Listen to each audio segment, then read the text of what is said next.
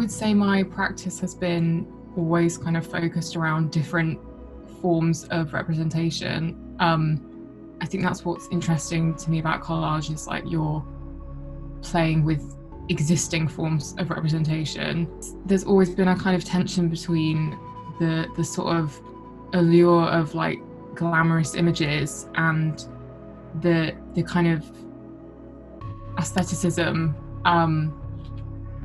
of how women are presented.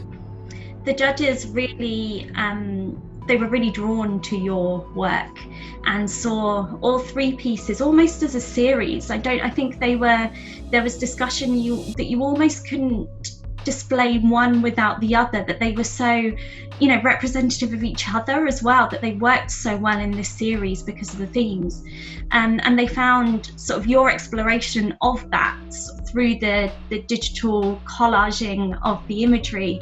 They were really intrigued by it, and they selected pretty much the series rather than one individual image. They selected your work as this year's Rugby Open winner.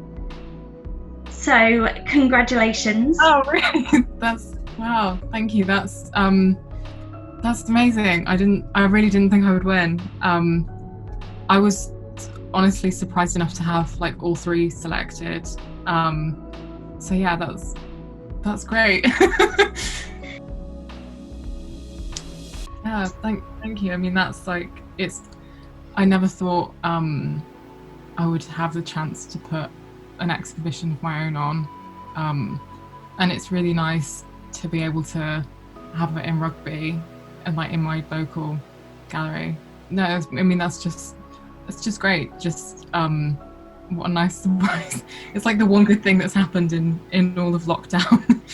I'm really pleased. I wonder if we can start just with you telling us a little bit about the piece that you've submitted for the Rugby Open this year, because I understand that it's derived from a type of Indian folk art. Can you tell us a little bit more about this? Right. So this was done in Madhubani style, and Madhubani comes from eastern part of India. There is a place called Madhubani, which is in an Indian state called Bihar. So in those paintings, there are subjects like, women are very prominent in those paintings.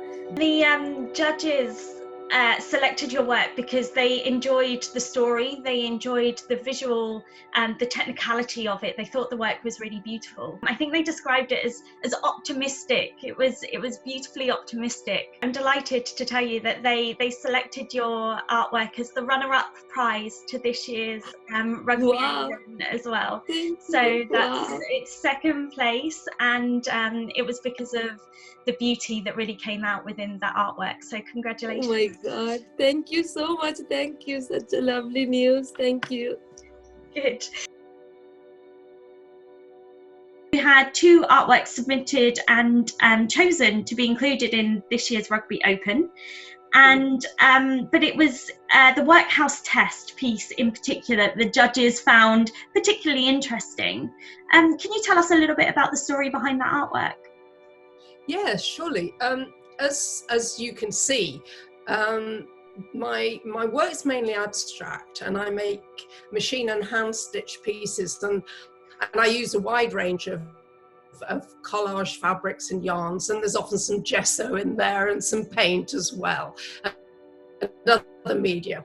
And they tend to, and a lot of the pieces tend to be linked to social justice issues that have always been important to me and were the focus of a lot of my work. When I was a university teacher, I focused on human rights and social justice, particularly in relation to disabled children and adults and people whose lives were shaped by poverty.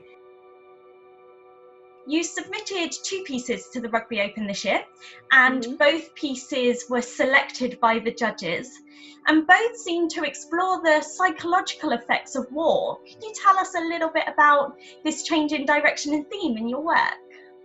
Yeah, so the main theme of my A-level is conflict. Looked into the stories of like World War II that my mum remembered from her grandparents, And also my grandfather was part of the Navy during World War II. So I kind of developed some of these kind of ideas, and then created a piece like my self-portrait that is, like, as you say, to represent the more psychological aspects of war. Yeah, my great-grandfather was actually a prisoner of war, but I don't really know anything about it because my great-grandmother would not let anyone ask him about anything to do with the war. So my mum knows very little. Literally no one knows anything about it. So I know that he went through something, and I know so little about it just so that I could, you know, have a good life and be where I am now. The self-portrait, the war paint self-portrait, was selected as the judges' highly commended prize for this year's Youth Open. So congratulations on that.